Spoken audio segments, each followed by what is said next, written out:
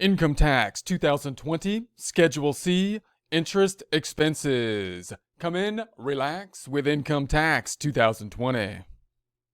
Schedule C, interest expenses. When thinking about the Schedule C, we're looking at the top line item of our income tax equation, remembering that we do have a separate Schedule C, that separate Schedule C having an income statement on it, having income and then the expenses to get to basically the bottom line, basically net income, which then feeds into the top line of our income tax equation, where we would then apply out the adjustments and the standard or itemized deductions, in other words, the above the line and below the line deductions to get to the taxable income. Here we're going to be talking about a component of the Schedule C, an expense on the Schedule C, looking at the interest expense that could be deductible on a Schedule C. When we think about the first page of the 1040 and the Schedule C relation to it, the bottom line of the Schedule C will eventually flow on over to the income line item on the 1040 here on line 8.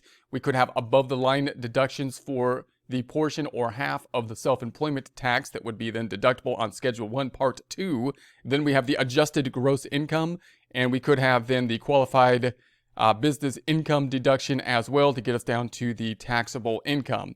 So this is going to be an example of the Schedule C. We have the income up top, the deductions down below. We're concentrating here on the interest. So interest in general, from a logistics or data input type of standpoint, if the financial statements or the bookkeeping was done properly, then the interest that is going to be applicable to the business should be basically on the income statement that we have as we enter the data into the system, and it should be fairly straightforward. However, note that interest, if you have to do some adjustments to the financial statements, like help out the bookkeeper in some way, the loans are often an area where there could be some adjustments to it, meaning bookkeepers might have some problems allocating out the interest and principal portion of the loan, especially if they're dependent on bank feed type of information, because then they might have automatic transactions that it's a little bit more difficult to make the change for interest and principal as those things change with every payment if you have a normal type of loan with a fixed payment amount.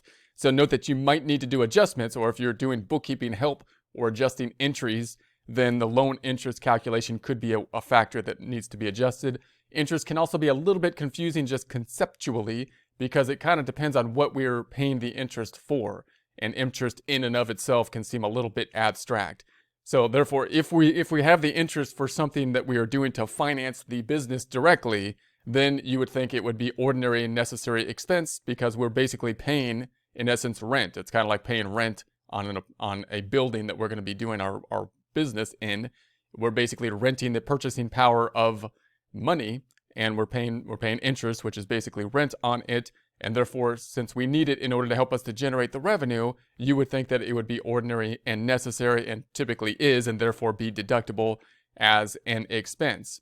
However, note that we could have situations where we have a loan that has a personal component, possibly, and a business component, and that can muddy up the waters in terms of what portion of the interest should be deductible.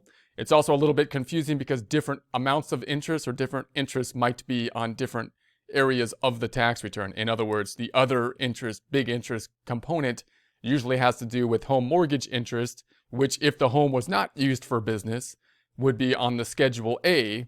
And that one's a little bit confusing because it kind of breaks the general rule of being able to deduct things when you need them in order to help you generate revenue.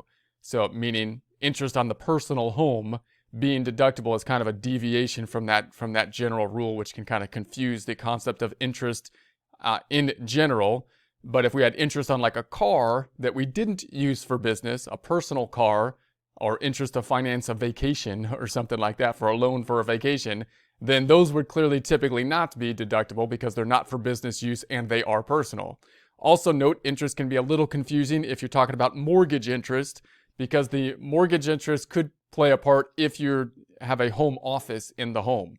That means that you're carving out a space of your home for the business, and if you're financing the home with a loan, then it's kind of like you're paying rent, and you may be able to apply then some of the interest out to an expense, and that would be a home office type of deduction, which we may talk about in a future presentation.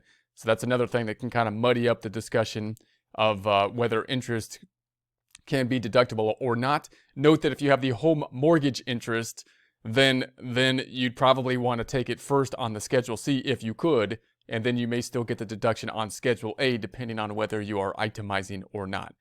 Okay. Note that although the Schedule C is out for 2020 and we will be using that in our practice problems, the tax guide for small business is not out for 2020, so we're basing some of the information next on the 2019 information. We'll make adjustments where applicable, but note that the baseline of it is from 2019. If you need more information on it, or if you have questions about gray areas within it, you can take a look at and start looking or researching the tax guide for business, for small business as a starting point. The 2020 should be out soon. We might provide a link to it, but you can find it on the IRS website at irs.gov, irs.gov. So interest.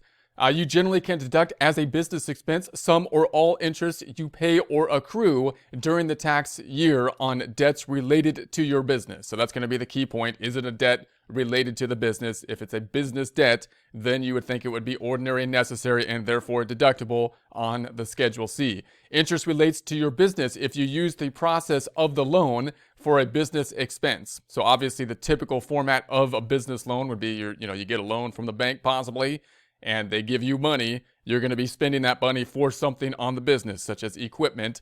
And then, of course, the interest related to paying the interest on that loan, the rent on the financing, the rent on the money that was provided is interest, and that is what would be then deductible when paid. So it does not matter, or accrued. It does not, depending on your method of accounting, accrual or cash method. So it does not matter what type of property secures the loan. So securing the loan means that you're going to have something supporting the loan. So for example, the home loan or mortgage is typically secured by the home. So if you don't pay the mortgage, then they go after the home in order to clear the debt that would be there. So for a business loan, it would typically be something like the property within the business. The question often will come up then, though, what if the bank wants something to secure the loan that it's personal property, like a car or the home or something like that, but I'm using the loan for business usage. And it says here, it does not matter what type of property secures the loan to get the deduction. So you can deduct interest on a debt only if you meet all of the following requirements. You are legally liable for the debt, so it's got to actually be your debt. You're the one that's taking on the risk of the debt. Both you and the lender intend that the debt will be repaid. So obviously, if there's a debt that's not intended to be repaid, then you have a substance form problem typically. So it looks like you're trying to manipulate something there. If you have something that looks like a debt, but it's not going to be repaid, then it's not really a debt. So you and the lender have a true debtor-creditor relationship. So if it's a normal business transaction, you would have a normal debtor-creditor type of relationship. Why would you need these type of rules, by the way? Notice if you have certain situations where you have related parties involved, then people can do funny things with related parties, and that's why when you might not have a market transaction and you need kind of rules to make sure that people are basically doing market transactions and being transparent with it. So certain taxpayers are required to limit their business interest expense deduction. See the instructions to Form 8990 to determine whether you are required to limit your business interest expense deduction, who is required to file Form 8990, and how certain businesses may elect out of the business interest expense limitation. You cannot deduct on Schedule C or CEZ the interest you paid on personal loans. So if you, for example, use your car only for a personal car or something like that, you can't deduct the financing of the car on the business if the car isn't used basically for the business because it's a personal loan. So interest, when you take out the debts, then notice business debt, you basically get the deduction on, and the home mortgage, you basically get the deduction on, but the home mortgage is limited now. It's a lot more limited because less people are itemizing due to the fact that the standard deduction went up, so more people get the standard deduction. So there's less amount of interest that can be deducted. It used to be, that a long time ago you could deduct even credit card interest for a personal credit card and whatnot. But now it kind of is more in alignment with what you would think here, in that the interest would only be deductible if you used it in order to help you to generate revenue. And it kind of makes sense too, because if you were to allow like credit card interest and any debt to be deductible, you would be incentivizing people to take out large amounts of debt, which doesn't seem like a good incentive to have or to be put into place. But in any case, if a loan is part of business and part of personal, you must divide the interest between the personal part and the business part. So if you take out a loan and you use part of it for the business and part of it for the personal, then you got this situation. You're going to have to find some way to break out the business usage and the personal usage with regard to the interest payments to see which amounts you could deduct on, say, the Schedule C. And we may see this in a future presentation, because note that situation where you might have the home office usage and you have the mortgage on the home and part of your home is now being used for a home office, then you may be able to deduct some of the interest, or may want to deduct some of the interest on the Schedule C, and the rest of it, hopefully you could still get a deduction for on the Schedule A, but only if you're basically able to itemize, and therefore you'd have to break out that interest in some way, shape, or form between the amount used for business and the amount used for personal.